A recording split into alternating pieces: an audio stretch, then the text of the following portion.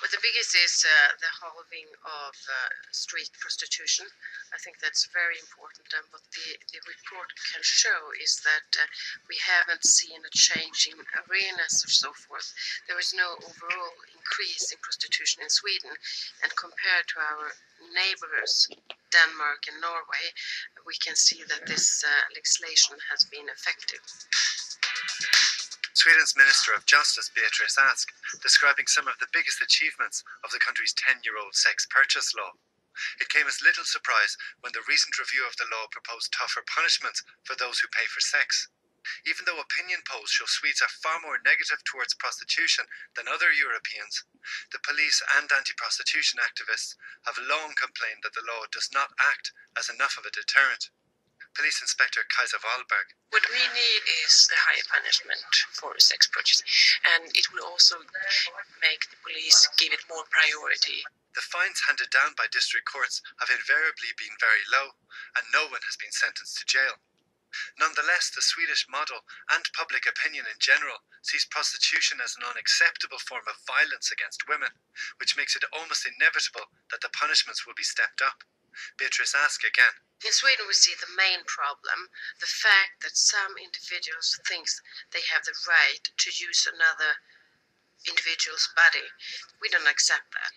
That's a question of human rights. That's a question of what values are the basics in society. But why is it only illegal to buy sex in Sweden and not to sell it? Prostitution in Sweden is not about selling or buying sex. It's about selling some others' bodies, because it's not prostitutes themselves who sell their bodies, but it's men, for example, they're pimps who do that, and then there are men who exploit these women by buying their bodies. Suzanne Dodier is a researcher at Gothenburg University and the author of a study entitled Is Sex Work? She explains that to understand the Swedish approach to prostitution, you need to go back to the origins of the sex purchase law, which was shaped by the country's feminist movement. There is a feminist ideology in Sweden, and according to that, women in prostitution don't sell sex, but they are exploited by men buying their bodies. And as victims of prostitution, and because of prostitutes are seen as victims of prostitution, they are not criminalized, as that would be punishing these women twice.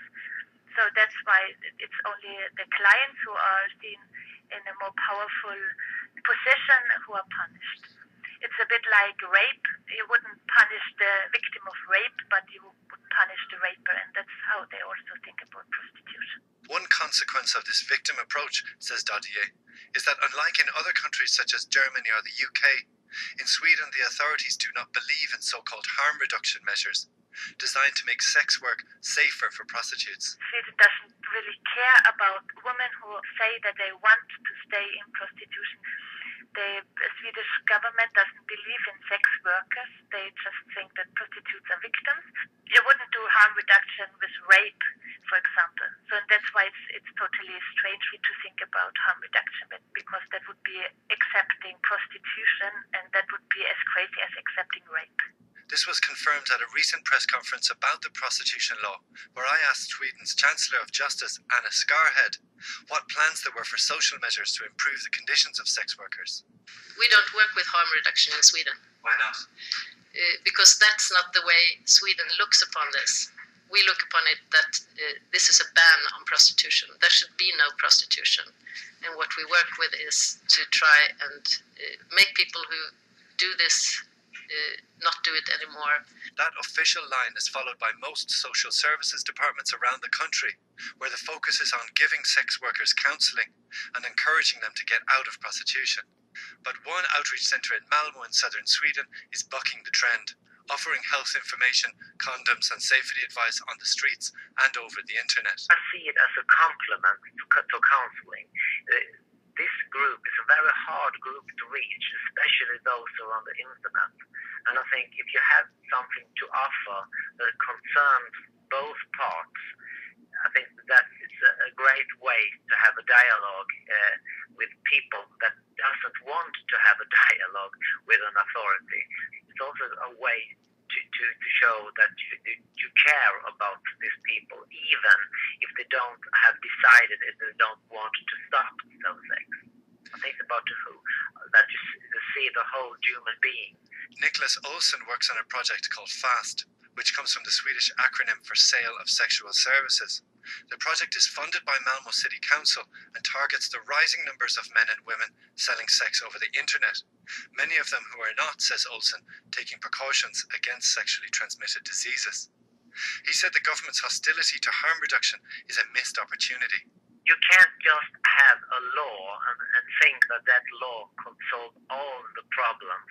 You have to connect social interventions with the law, and you can't see the law as the only thing that you can solve. Pia Jakobsen heads the Rose Alliance, a national association of sex workers. She says the sex purchase law has had little effect on prostitution, apart from marginalising the most vulnerable sex workers. We have a lot of indoor women that says it doesn't really affect them. They have the same clientele, or if not even more clients than prior to the law. But everybody's concern, even the ones that are very political, is that the more marginalised groups are suffering under this law. Jakobsen says it's misleading to claim that the law has halved street prostitution, as prostitution was already headed for the internet when the law came into effect in the late 90s. She says it's been effective in deterring some clients, but as a result, it has made the sex trade more dangerous for some.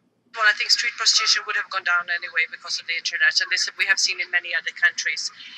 And when it comes to, creating a norm that it's not okay to buy sex, Sweden has a very big history of creating norms for different things. Don't do drugs. Well, if you're gay, don't have sex in saunas.